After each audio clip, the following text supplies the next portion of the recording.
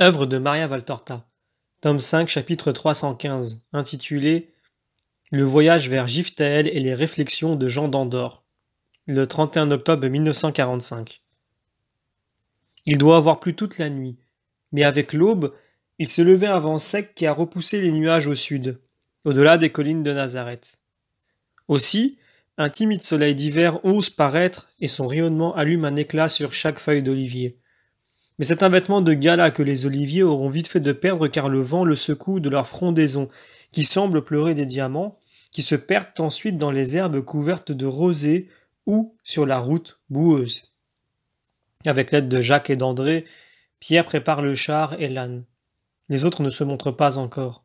Puis ils sortent l'un après l'autre d'une cuisine peut-être, parce qu'ils disent aux trois qui sont au dehors « Maintenant, à votre tour d'aller vous restaurer ». Alors ces derniers s'en vont pour sortir peu après, cette fois avec Jésus. « J'ai remis la couverture à cause du vent, explique Pierre. Si tu veux vraiment aller à Giftaël, nous allons la voir en face, et il sera piquant. Je ne sais pas pourquoi, nous ne prenons pas la route directe pour Sicaminon, et puis celle de la côte. Elle est plus longue, mais moins difficile. Tu as entendu ce que disait ce berger que j'ai fait habilement chanter. Il a dit « Dans les mois d'hiver, Yodéphat est isolé. Il n'y a qu'une route qui y mène et avec les agneaux, on n'y va pas. On ne doit rien avoir sur les épaules car il y a des passages où l'on avance plutôt avec les mains qu'avec les pieds et les agneaux ne peuvent pas nager. Il y a 2 cours d'eau, souvent en crue, et la route elle-même est un torrent qui coule sur un fond de roche. Moi j'y vais après la fête des tentes et en plein printemps, et j'y fais de bonnes ventes parce qu'alors il s'approvisionne pour des mois. » Voilà ce qu'il a dit. Et nous, avec cet équipage, et il donne un coup de pied dans la roue du char, et avec ce bourricot, Le chemin direct de Séphoris à Sicaminon serait meilleur, mais il est très fréquenté. Rappelle-toi qu'il vaut mieux ne pas laisser de traces de Jean. Le maître a raison. Nous pourrions trouver aussi Isaac avec des disciples, et puis à Sicaminon, dit Simon le Zélote. Dans ce cas, partons. Je vais les appeler tous deux, dit André. Pendant ce temps, Jésus prend congé d'une vieille femme et d'un enfant qui sortent d'un bercail avec des seaux de lait. Surviennent aussi des bergers barbus que Jésus remercie de leur hospitalité en cette nuit pluvieuse. Jean et Saint-Ica sont déjà sur le petit char qui, conduit par Pierre, avance sur la route. Jésus, accompagné de Simon le Zélote et de Matthieu, suivi d'André, de Jacques, de Jean et des 2 fils d'Alphée, hâte le pas pour le rejoindre. Le vent coupe le visage et gonfle les manteaux. La couverture étendue sur les cercles du char claque comme une voile bien que la pluie de la nuit l'ait alourdie. « Allons, qu'elle sèche vite !» murmure Pierre en la regardant. Pourvu que les poumons de ce pauvre homme ne se dessèchent pas. « Attends, Simon, fils de Jonas, on va faire comme ça. » Il arrête l'âne et retire son manteau, monte sur le char et en enveloppe Jean soigneusement. « Mais pourquoi ? J'ai déjà le mien. » Parce que tirer l'âne me donne déjà chaud comme si j'étais dans un four à pain. Et puis je suis habitué, moi, à rester nu sur la barque, et plus que jamais nu quand il y a de la tempête. Le froid m'aiguillonne et je suis plus leste. Allons, reste bien couvert. Marie m'a fait tant de recommandations à Nazareth que si tu attrapes quelque maladie, je ne pourrai plus jamais reparaître devant elle. Il descend du char et reprend la bride en activant la marche de l'âne. Mais bien vite, il doit appeler au secours son frère et aussi Jacques pour aider l'âne à sortir d'un passage boueux où la roue s'est enfoncée. Et ils avancent, poussant à tour de rôle le char pour soulager l'âne qui raidit ses pattes robustes dans la boue et qui tire, pauvre bête, en éclaboussant et en haletant de fatigue et de gourmandise, car Pierre excite sa marche en lui montrant des bouchées de pain et des trognons de pommes qu'il ne lui donne pourtant que pendant les arrêts. « Tu es trompeur, Simon, » dit en plaisantant Matthieu qui observe la manœuvre. « Non, j'applique la bête à son devoir et avec douceur. Si je n'agissais pas ainsi, il faudrait me servir du fouet. Cela me déplaît. Je ne pique pas la barque quand elle fait des caprices, or c'est du bois. Pourquoi devrais-je le piquer, lui qui est cher ? Maintenant c'est lui ma barque, elle est dans l'eau. Et comment ? Donc je le traite comme je traite ma barque. Je ne suis pas Doras, moi. Vous savez, je vous l'appelais Doras avant de l'acheter. Mais j'ai entendu son nom et il m'a plu. Je le lui ai laissé. Comment s'appelle-t-il? Demande-t-il avec curiosité. Devinez. Pierre rit dans sa barbe. On avance les noms les plus étranges et ceux des plus féroces pharisiens ou sadducéens, etc.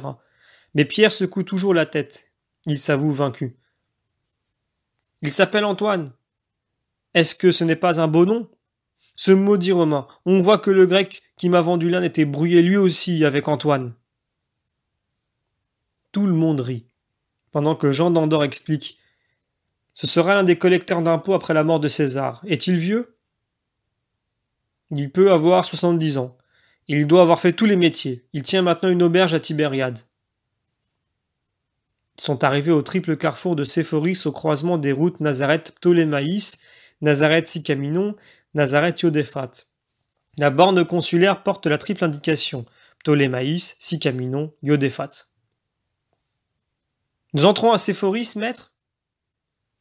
C'est inutile. Allons à Giftaël sans nous arrêter. Nous mangerons en marchant. Il faut y être avant le soir. Ils marchent longtemps, franchissent 2 torrents en grue et attaquent les premières pentes d'un ensemble de collines en direction nord-sud qui au nord forment comme un nœud à pic qui s'allonge vers l'est. Voilà où se trouve Giftaël, dit Jésus. Je ne vois rien, dit Pierre. C'est au nord, de l'autre côté. Il y a des pentes à pic et de même à l'orient et au couchant. De sorte qu'il faut contourner toute la montagne? Non. Il y a un chemin près de la montagne la plus haute, à son pied, dans la vallée. C'est un bon raccourci, mais très escarpé. Tu y es allé? Non, mais je le sais. Vraiment, quel chemin ardu. Il paraît se précipiter à la rencontre de la nuit, tant la lumière est réduite au fond de cette vallée, qui me fait penser au Malebolge de Dante, tant elle est effroyable et abrupte. Une route vraiment taillée dans le roc, pour ainsi dire en escalier, tant elle est hérissée de dénivellement. Un chemin étroit, sauvage, resserré entre un torrent rageur et une côte encore plus raide qui s'élève rapidement vers le nord. C'est au point que quand ils y arrivent, ils en sont effarés. Si la lumière augmente au fur et à mesure que l'on monte, la fatigue croît aussi. Les apôtres reprennent leur sac personnel et Syntycha descend elle aussi pour alléger le char au maximum. Jean d'Andorre, qui après ces quelques mots n'avait plus ouvert la bouche que pour tousser, voudrait descendre lui aussi. Mais on ne le lui permet pas et il reste à sa place pendant que tous poussent et tirent bêtes et véhicules et transpirent à chaque dénivellation. Les personnes ne protestent. Au contraire, tous essaient de se montrer satisfaits de l'exercice pour ne pas humilier les 2 disciples pour lesquels ils le font et qui, plus d'une fois, ont exprimé des paroles de regret pour cette fatigue. La route fait un angle droit, puis un autre angle, encore plus court, qui se termine dans une ville juchée sur une pente si raide que, comme dit Jean, fils de Zébédée, elle donne l'impression qu'elle va glisser dans la vallée avec ses maisons. Mais elle est très solide. Elle ne fait qu'un avec le roc.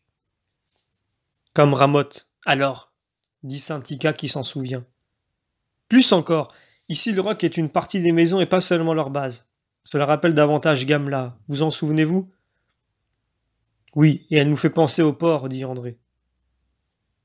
C'est justement de là que nous sommes partis pour Tariquet, le mont Tabor et Andorre, rappelle Simon le Zélote. Je suis destiné à vous donner des souvenirs pénibles et de grande fatigue, soupire Jean d'Andorre.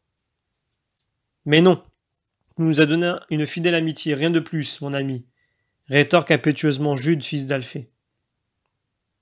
Tous s'unissent à lui pour le confirmer plus nettement. Néanmoins, je n'ai pas été aimé, personne ne me le dit, mais je sais réfléchir, rassembler les faits dispersés en un seul tableau. Ce départ, non, il n'était pas prévu, et cette décision n'a pas été spontanée. Pourquoi dis-tu cela, Jean? Demande doucement Jésus, affligé. Parce que c'est vrai, on n'a pas voulu de moi. C'est moi, pas d'autres, même pas les grands disciples qui étaient choisis pour partir au loin. Et Syntycha alors, demande Jacques, fils d'Alphée, qui s'attriste de la clarté qui vient à l'esprit de l'homme d'Andorre. Syntycha vient pour que je ne sois pas renvoyé seul, pour me cacher, par pitié, la vérité. Non, Jean. Si, maître. Et tu vois, je pourrais te dire le nom de celui qui me torture. Sais-tu où je le lis? Il me suffit de regarder ces 8 hommes bons. Je n'ai qu'à réfléchir à l'absence des autres pour le lire. Celui grâce à qui tu m'as trouvé est aussi celui qui voudrait me faire trouver par Belzébuth. C'est lui qui m'a amené à cette heure, et qui t'y a amené, maître, car toi aussi tu souffres comme moi et peut-être plus que moi, et il m'a amené à cette heure pour me faire revenir au désespoir et à la haine, car il est mauvais, il est cruel, il est envieux, et il est autre chose encore. C'est Judas de Kérioth, l'âme ténébreuse parmi tes serviteurs, toute lumière. Ne dis pas cela, Jean. Il n'est pas le seul qui manque. Tous ont été absents pour les enseigner, sauf Simon le Zélote, qui n'avait pas de famille. À cette saison, on ne rentre pas de Kérioth en quelques étapes. Il y a environ 200 milles à parcourir et il était juste qu'il aille chez sa mère, comme Thomas. Nathanaël aussi, je l'ai épargné parce qu'il est âgé. Et avec lui Philippe, pour lui tenir compagnie. Oui, les 3 autres ici aussi ne sont pas ici. Mais bon Jésus, tu connais les cœurs car tu es le saint. Mais tu n'es pas le seul à les connaître. Les pervers aussi connaissent les pervers, car ils se reconnaissent en eux. Moi j'ai été pervers et j'ai retrouvé mes pires instincts en Judas. Mais je lui pardonne. Je lui pardonne de m'envoyer mourir si loin pour une seule raison. C'est justement par lui que je suis venu à toi. Et que Dieu lui pardonne le reste. Tout le reste. Jésus n'ose démentir, il se tait. Les apôtres se regardent les uns les autres tandis qu'à force de bras ils poussent le char sur le chemin glissant. Ils se reprochent quand ils arrivent à la ville où, inconnus parmi les inconnus, ils trouvent à se loger dans une auberge située sur la hauteur au sud du pays. Une hauteur qui donne le vertige quand on regarde en bas le long de sa paroi, tant elle est à pic et profonde. Au fond, un torrent rugit. C'est un bruit, rien de plus, dans l'ombre paisible qui envahit la vallée. Fin du chapitre.